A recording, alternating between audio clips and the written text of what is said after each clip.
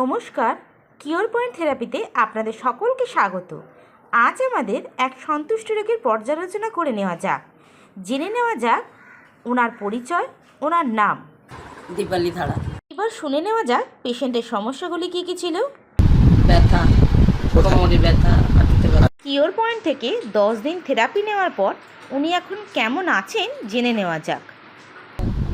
অনেকটাই কমেছে।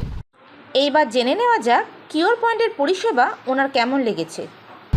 না, ভালো, খুব ভালো।